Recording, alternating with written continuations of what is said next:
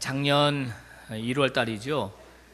부러진 화살이라는 제목의 영화가 방영된 적이 있었습니다.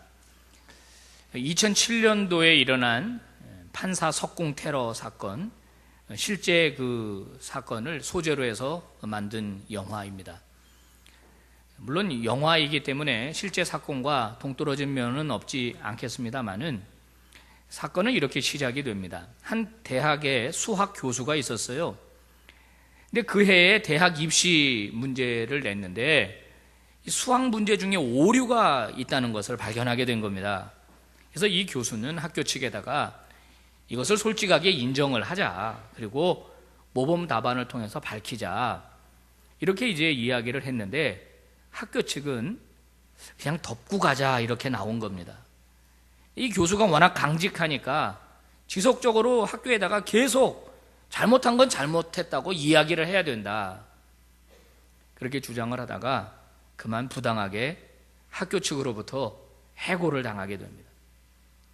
이게 이제 견디지를 못하니까 이분이 이 지위 확인 소송을 법원에다가 냈어요. 근데 1심에서 집니다.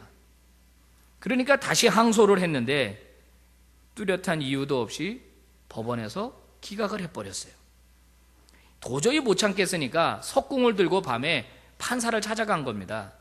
재판을 공정하게 좀 해달라, 위협할 생각으로 석궁을 들고 찾아갔는데 둘이 몸싸움이 벌어졌어요.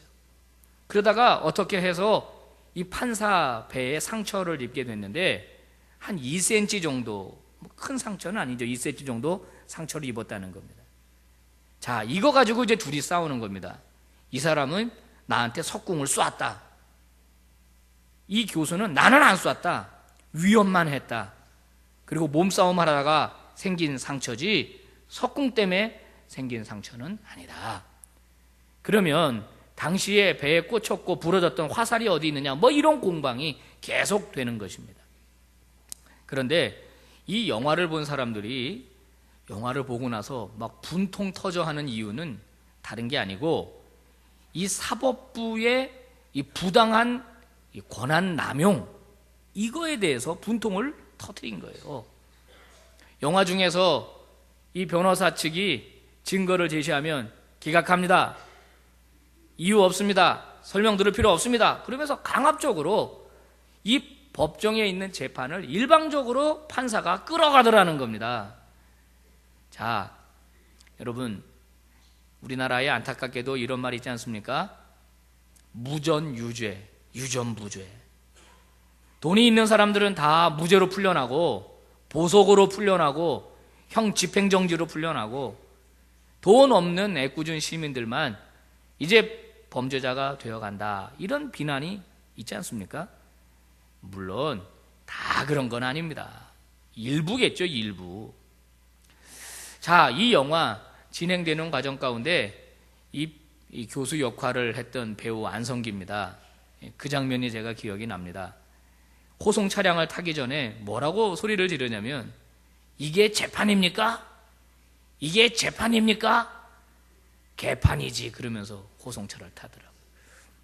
말도 기가 막히게 만들어요. 재판입니까? 개판이지, 이러면서. 여러분, 오늘 본문에 그런 재판의 이야기가 등장하고 있습니다.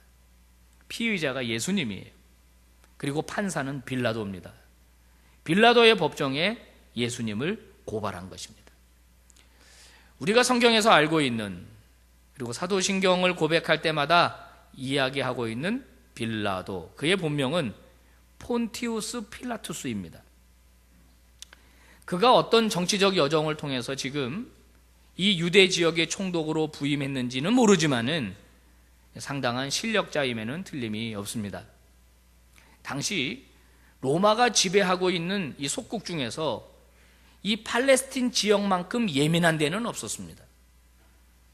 워낙 민족주의적 성격이 강했던 터라 독립전쟁도 많이 일어났고 또 반란도 많이 일어났습니다. 그래서 이 지역은 아주 예민해서 아무나 보내는 데가 아닙니다. 그런데 이 자리를 빌라도가 꿰어찼고 또 실제로 총독으로 와 있다라고 하는 사실은 그가 얼마나 정치적으로 능력이 있는 사람이라는 것을 우리에게 말해주고 있습니다. 원래 평상시 같으면 그는 이 예루살렘으로부터 한 104km 떨어진 지중해 연안의 가이사랴라고 하는 당시 로마 주둔지가 있었습니다. 굉장히 커요. 거기에 총독관저가 있었고 거기서 업무를 보았을 것입니다. 근데 오늘은 예루살렘에 비상근무를 하기 위해서 내려온 거예요, 잠시. 여러분도 아시지만은 유대인의 명절 중에 유월절이 가장 크지 않습니까? 전 세계적으로 유대인들이 몰려오고 전국 각처에서 몰려옵니다.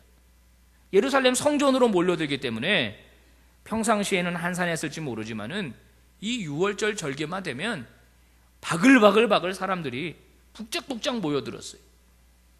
역사학자들은 수만 명까지 됐을 것이다, 그렇게 보고 있습니다. 자, 그런데 어느 날 아침에 고소건이 하나 들어온 것입니다.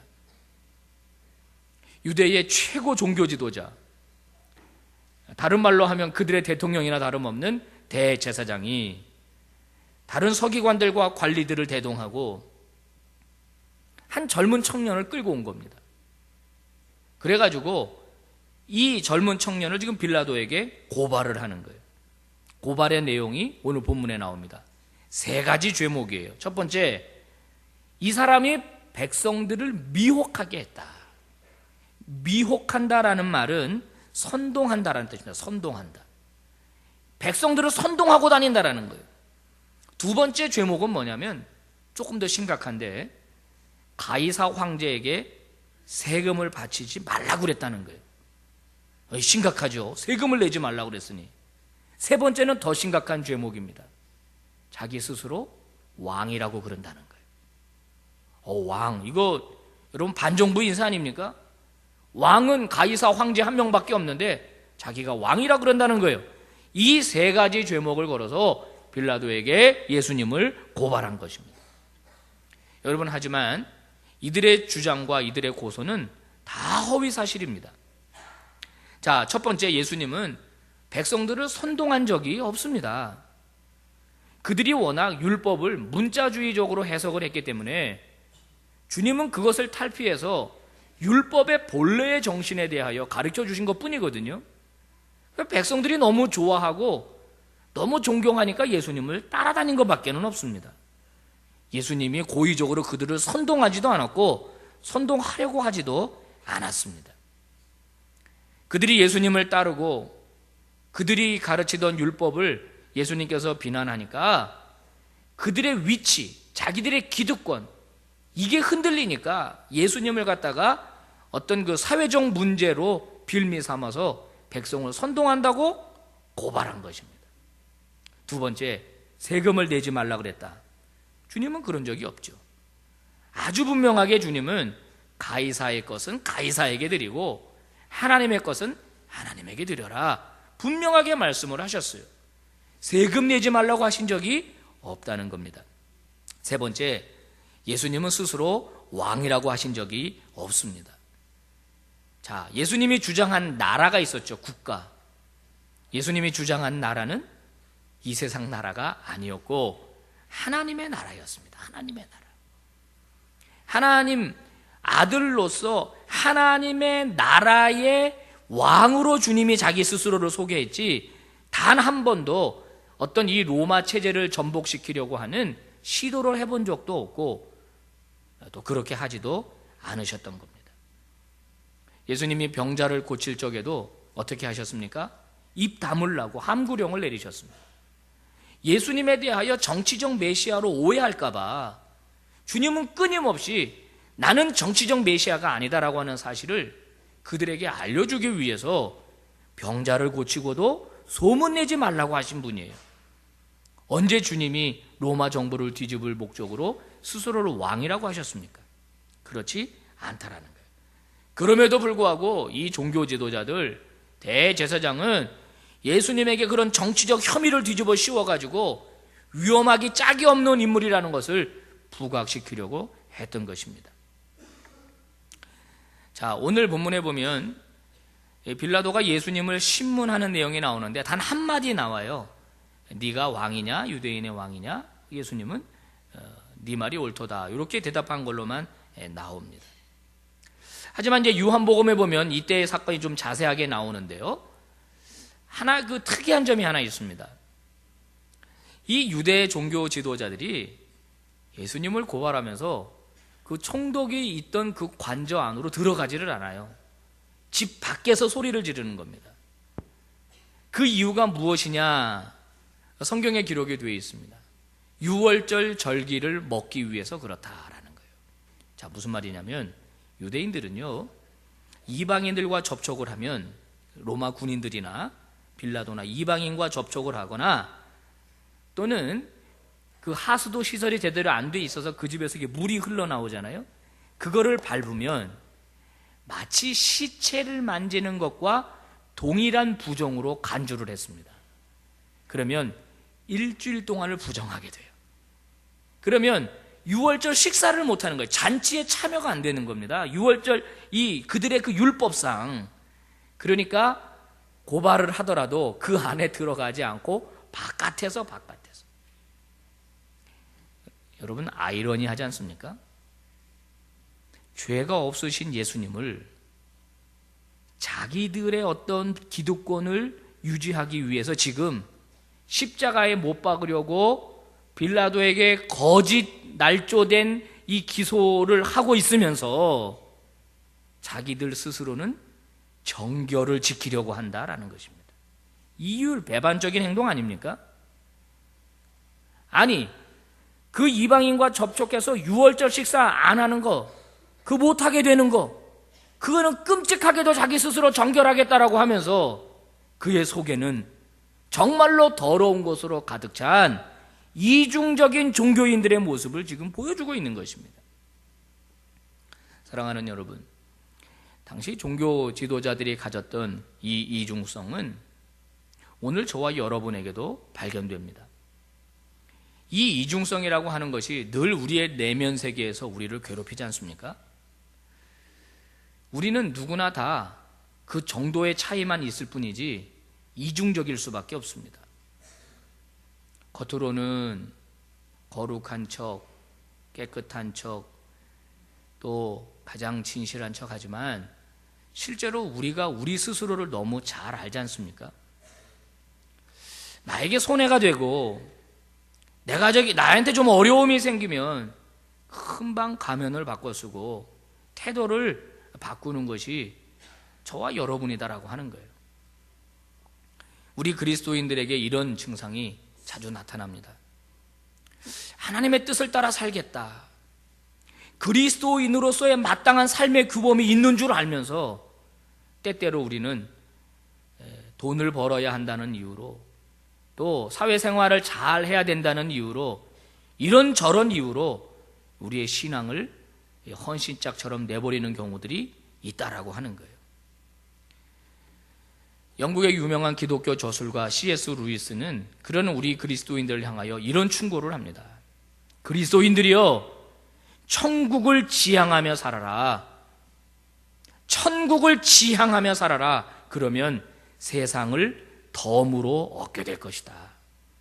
그러나 반대로 세상을 지향하면 둘 다 잃어버리게 될 것이다. 여러분, 그렇습니다. 여러분, 능력이라고 하는 것, 영향력이라고 하는 것이 어디에서 나옵니까? 그것은 손해를 감수하더라도 진리를 선택할 때 나오는 것입니다. 일관성을 유지할 때, 복음으로 일관성을 유지할 때 거기에서 능력이 나오는 것입니다. 당장에 어려움에 직면한다고 하더라도 하나님의 방법을 선택하는 것, 그것이 우리 그리스도인들이 해야 할 일입니다. 그리고 우리는 겉만 번지르르한 종교인이 아니라 뼛속까지 그리스도인이 되기 위해서 여러분, 하나님 앞에 무릎을 꿇어야 할 것입니다. 저와 여러분, 겉과 속이 다른 그리스도인이 아니라 진실한 하나님의 종들이 되시기를 주의 이름으로 부탁합니다. 빌라도는 그들이 그렇게 행동한다는 걸 너무나 잘 알고 있었어요. 그래서 들어오라고 하지 않고 본인이 바깥으로 나와서 이제 재판을 시작합니다. 자, 너희들이 무슨 일로 이 사람을 고소하느냐라고 물었습니다. 그랬더니 뭐라고 대답합니까? 다른 복음서에 보면 이 사람이 행악자가 아니었더라면 우리가 당신에게 넘기지 아니하였겠나이다 그럽니다. 행악자라는 거예요. 행악자. 이런 고소가 어디 있습니까? 자, 여러분, 빌라도는요 지금 분명하게 이해하고 있습니다. 지금 이 유대의 상황을 객관적으로 완전히 파악하고 있습니다. 이 예수님을 끌고 자기한테 왔다는 이야기는 자기로부터 사형 온도를 받고 싶다라는 뜻인 걸 알고 있어요. 유대인들은 자기들만의 율법을 가지고 있었습니다. 그래서 자기들이 나름대로 죄를 정죄하고 거기다가 벌을 줬어요. 어떤 때는 매를 때리기도 했고요. 그리고 여러분 지금도 예루살렘에 가보시면 그 대제사장의 터에 보면은 거기에 감옥이 있다는 것을 알게 돼요. 자기들이 임의대로 감옥에 가두기도 했습니다. 자기들이 죄를 정하고 자기들이 집행을 했었더랬어요. 근데 빌라도에게 데리고 왔다라는 것, 한 가지 자기들이 못하는 게 있어요. 그게 뭐냐? 사형권이에요. 사형권. 이 사람 사형시키라는 겁니다. 그래서 데리고 왔다는 겁니다. 빌라도는 이제 예수님을 신문하기 시작합니다. 네가 유대인의 왕이냐? 그들이 고발한 세 가지 조건, 백성을 선동했다는 것과 세금을 내지 말라고 했다는 것, 말이 안 된다는 걸 빌라도가 알아요. 제일 중요하게 다룰 문제는 정말로 그가 유대인의 왕으로 자청했고 그 다음에 반란을 획책했느냐, 그게 주안점이기 때문에 네가 유대인의 왕이냐라고 물었습니다. 예수님이 내 말이 옳도다. 그런데 평행본문인 요한복음에 보면 빌라도와 더 많은 대화를 나누고 있다는 것을 우리가 보게 됩니다. 빌라도는 자기 앞에 서 있는 이 30대의 청년 예수, 그가 반란죄를 획책하지 않았다는 것을 너무나 분명하게 알고 있습니다. 백성을 선동했다. 순전히 유대인들 자기들 종교적인 문제지 그게 로마의 통치라든지 식민 통치를 위협할 만한 사건은 아니었습니다. 백성들이 따라다닌 것은 종교적 이유였지 정치적 이유가 아니었다라는 거예요. 두 번째, 가이사의 세금을 바치지 말라고 했다는 것. 만약에 예수님이 진짜 그러고 돌아다녔다면 이미 빌라도의 정보망 안에 들어왔을 겁니다. 그가 블랙리스트를 가지고 관리하는 사람들이 있었을 거예요. 예수는 거기에 이름도 들어가 있지 않아요. 그 위험한 사람이 아니라는 겁니다. 자, 자칭 왕이라고 주장한다라는 것 보니까 그의 행색이나 그를 추종하는 백성들이나 그가 데리고 다니는 제자들이나 볼 때 이것은 혁명가가 아니에요. 보니까 한눈에 아는 겁니다. 한눈에. 다만 혁명가라고 하는 죄를 저들이 이 사람에게 뒤집어 씌우려고 한다는 사실을 빌라도는 알았던 겁니다. 신문을 다 마친 빌라도 예수님을 향하여 무죄를 선언합니다. 내가 보니 이 사람에게 죄가 없도다. 그러면 끝날 줄 알았어요. 그런데 이게 웬일입니까? 더 악악대면서 소리를 지르기 시작하는 겁니다. 더 강력한 어조로 빌라도를 압박합니다. 죽이라는 겁니다. 행악자라는 거예요. 십자가에 못 박으라는 겁니다. 그러면서 한 가지 더 어떤 내용을 덧붙이냐면 이 예수가 갈릴리에서 왔다라는 거예요. 오늘 성경에 나오지 않습니까? 갈릴리로부터 유대까지 와서 백성을 선동한다. 여러분, 당시 역사적으로 갈릴리라고 하는 지역에서 데모가 많이 일어났다고 그래요. 반정부 시위도 많이 일어났다고 그래요. 그래서 갈릴리 출신 그러면 불온분자라고 하는 딱지가 붙었었다고 그럽니다. 예수 갈릴리 출신이라는 거예요. 위험한 인물이라는 겁니다. 혁명가라는 거예요. 그랬더니 여기서 빌라도가 한 가지 이 잔머리를 굴립니다. 오늘 누가복음에만 나와 있는 이야기인데요. 갈릴리 출신이야? 그러면 그 갈릴리 지역을 다스리는 헤롯 왕 있잖아. 헤롯 왕. 그의 본명은 헤롯 안티파스입니다. 우리가 아는 헤롯 대왕의 아들이죠. 그 갈릴리 지역을 다스리고 있었어요. 그러니까 정치적 소관은 1차적으로 그 사람에게 있다. 헤롯에게 보내라. 그래서 예수님을 헤롯에게로 또 데려간 겁니다. 이스라엘 그 예루살렘의 그 지도를 놓고 그 총독이 있었던 관저와 헤롯이 있었던 것으로 알려진 곳은 좀 그래도 먼 거리입니다. 예수님 개 끌듯이 끌고 갔을 거예요. 막 거칠게 다뤘을 겁니다. 그리고서는 헤롯 왕에게로 끌고 갔어요. 헤롯은 예수님을 보자마자 굉장히 기뻐했습니다. 옛날부터 보고 싶어 했거든요. 예수님 만나니까 기뻐했습니다. 근데 이유는 단순한 인간적 호기심 때문이었어요. 평소에 기적을 일으킨다는 얘기를 너무 자주 들었기 때문에 한번 너 기적 한번 일으켜보라는 겁니다. 예수님 아무 대꾸도 안 하세요. 대꾸할 가치가 없는 거예요. 순전히 인간적 호기심으로 희롱하면서 예수님에게 아주 모욕을 줍니다. 자, 오늘 보니까 예수님에게 빛난 옷을 입혔다 그랬어요. 이 옷은 아마 비단 옷으로 생각이 됩니다. 그 예수님이 십자가에 달리기 전에 입으셨던 자색 옷, 그 보라색 옷이거든요. 보라색 비단 옷입니다. 헤롯이 아마 놀려 먹을 요량으로 야, 내 왕복 한벌 꺼내오너라. 이 사람 지가 왕이라 그러니까 한번 입혀라. 왕꼴 한번 보자. 아마 이랬을 겁니다. 예수님 옷을 다 벗기고 거기다가 왕복을 입혔어요. 낄낄거리고 웃었겠죠. 왕 모습 한번 좋다 그러면서. 그리고서는 다시 끌고 가라. 다시 빌라도에게 왔어요. 빌라도는 지금 굉장한 부담감을 느끼고 있습니다. 역사적으로 아주 중요한 오심을 하게 될 것이라고 하는 두려움 속에서 고민하면서 예수님을 석방시키려고 노력을 합니다. 오늘 성경 22절에 보니까 빌라도가 세 번째 말하되 이 사람이 무슨 악한 일을 하였느냐? 나는 그에게서 죽일 죄를 찾지 못하였다. 그러니까 너희들이 고소까지 했으니까 내가 때려서 석방시킬게. 때린다는 거 한두 대 때리는 게 아니에요. 채찍으로 막 사정없이 내려치는 겁니다. 온몸이 갈기갈기 찢기는 그런 태형이, 무시무시한 태형이에요, 사실. 그러니까 체벌만 가해서 석방하겠다는 겁니다.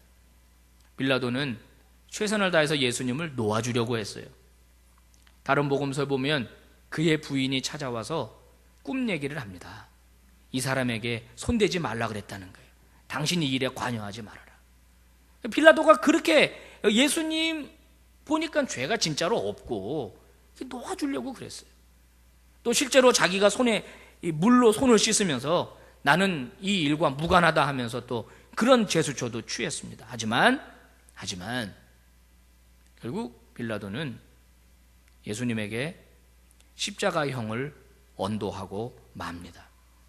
왜냐하면 예수님에게 무죄를 선언하자 더욱 백성들이 예수님을 못 박으라고 성난 폭도들로 변했기 때문입니다. 오늘 23절 그들이 큰 소리로 재촉하여 십자가에 못 박기를 구하니 그들의 소리가 이긴지라. 막 소리를 지르는 거예요. 십자가에 못 박아라, 죽여라. 막 성난 폭도로 변했어요. 군중 심리에 모두 다 그냥 사로잡혀가지고 막 예수를 십자가에 못 박으라고 소리를 지르는 겁니다. 그들의 소리가 이긴지라. 무슨 말입니까? 처음에는 놓아주려고 그랬어요. 석방하려고 그랬어요. 시간이 지남에 따라 이거 보통 문제가 아니구나. 이렇게 되다가는 밀란이 일어나겠구나. 밀란. 여러분, 빌라도는 정치인입니다. 모든 사고 구조가 정치적으로 돌아가요. 이런 생각했겠죠. 이거 데모가 일어나면 그 다음엔 어떻게 해야 되지?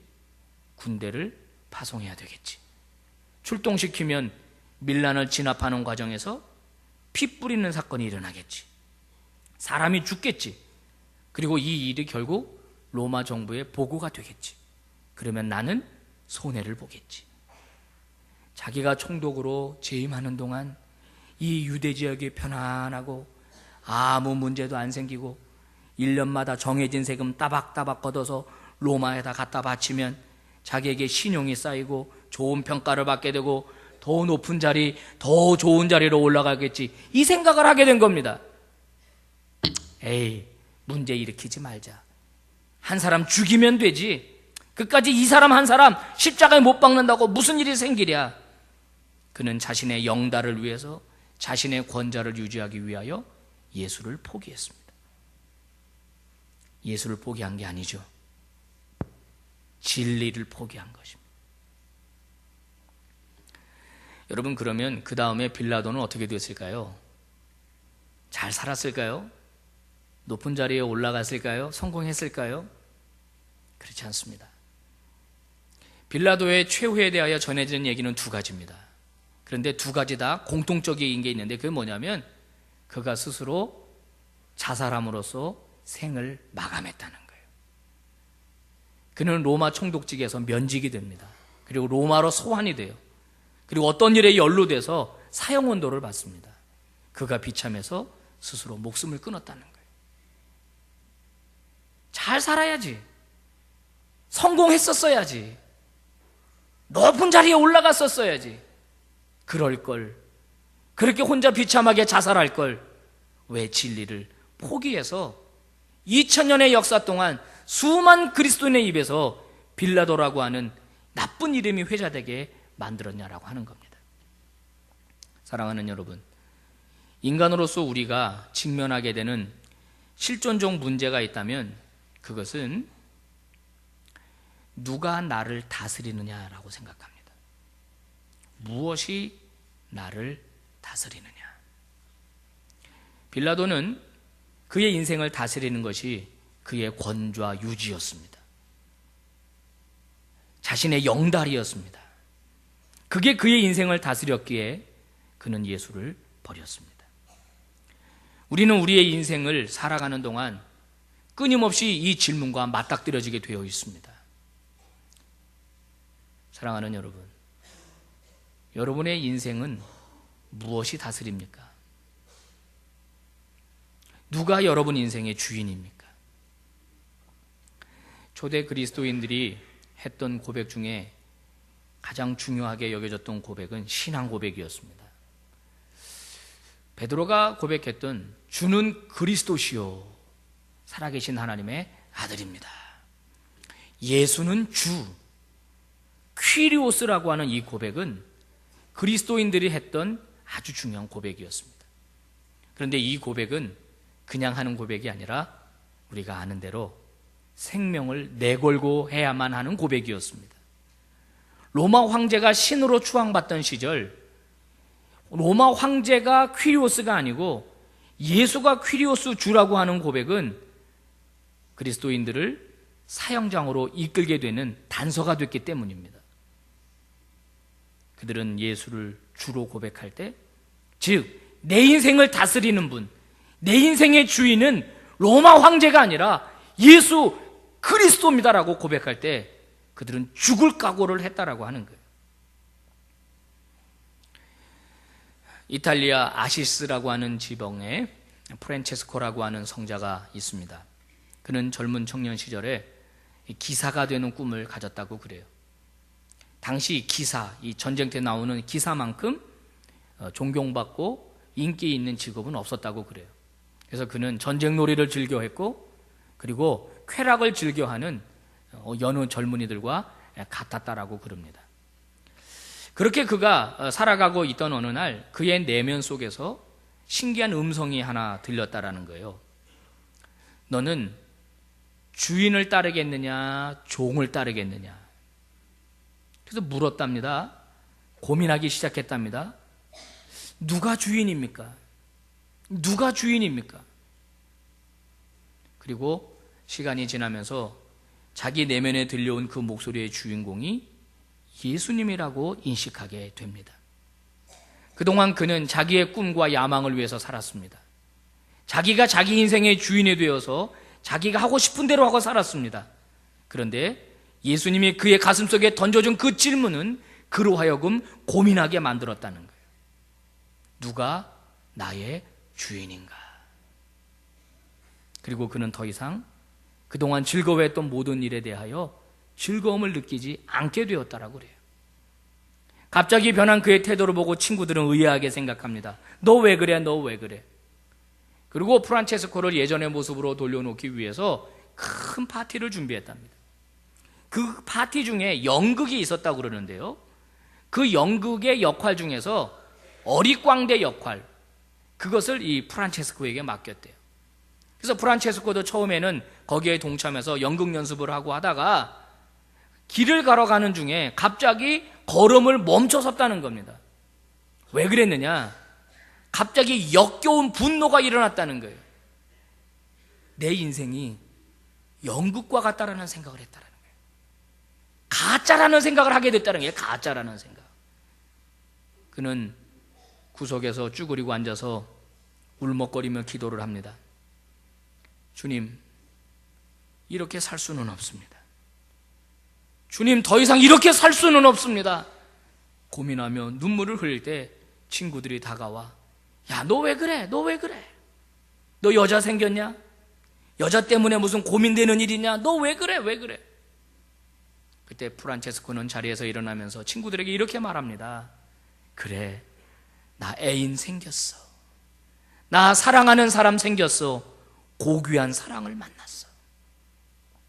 난 더 이상 이렇게 살지 않을 거야. 그리고 그는 그의 인생의 주인으로 예수 그리스도를 모셔드립니다. 그리고 태도를 바꾸었다는 거예요. 그리고 자기의 인생을 예수 그리스도께 드렸다는 거예요. 그리고 그의 인생은 달라졌다는 겁니다. 위대한 사람이 되었고 영향력 있는 하나님의 종이 되었습니다. 사랑하는 성도 여러분, 우리는 오늘 종료주일 예배를 드리고 있습니다. 이제 내일부터 한 주간 고난주간이 시작이 됩니다. 우리는 고난주간을 보내면서 내 인생의 주인이 누구인지에 대하여 질문해 보아야 할 것입니다. 진지하게. 정말로 내 인생은 무엇이 끌고 가는가? 무엇이 내 인생을 다스리는가? 그리고 내 안에 만약에 그런 것들이 발견된다면, 헛된 욕망이 발견된다면 그것들을 내려놓는 작업을 해야 할 것입니다. 내 안의 이중성을 정확하게 직시하고 거짓된 나의 모습을 버리는 작업들을 해나가야 할 것입니다. 그리고 순수하게 주님을 따르는 길로 선뜻 나서야 할 것입니다. 사랑하는 성도 여러분, 저와 여러분의 인생에 예수 그리스도를 왕으로 모셔드리기를 바랍니다. 내 인생의 주인으로 예수 그리스도를 모셔드리기를 바랍니다. 그리고 그 예수 그리스도에게 온전히 나의 인생을 의탁하는 일들이 일어나기를 주의 이름으로 축복합니다. 이 고난주간, 저와 여러분의 더욱 새로워지는 복된 행복한 주간이 되기를 주의 이름으로 축복합니다. 기도하겠습니다. 하나님 아버지, 감사합니다. 오늘도 저희들에게 하나님의 음성을 들려주셔서 감사합니다. 오늘 예수님을 십자가에 못 박으라고 데리고 왔던 종교 지도자들, 가장 거룩하고 가장 깨끗하고 가장 정의로운 사람들 같지만 가장 추악한 범죄자로 그들의 내면은 더럽혀져 있었습니다. 아버지여, 오늘 우리는 성경을 읽으며 그들을 비난하지만 사실 우리 안에도 똑같은 이중성이 있음을 고백할 수밖에 없습니다. 아버지, 저희들을 붙들어 주시옵소서. 신실한 종들이 되게 하여 주시옵소서. 자신의 권좌를 유지하기 위하여 예수님을 포기하고 진리를 버린 빌라도와 같은 실수를 우리 인생에서 하나님 반복하지 아니하도록 우리의 삶을 다스려 주시고 우리를 통치하시고 우리 인생의 주인이 되어 주시옵소서. 예수 그리스도의 이름으로 기도 올리옵나이다. 아멘.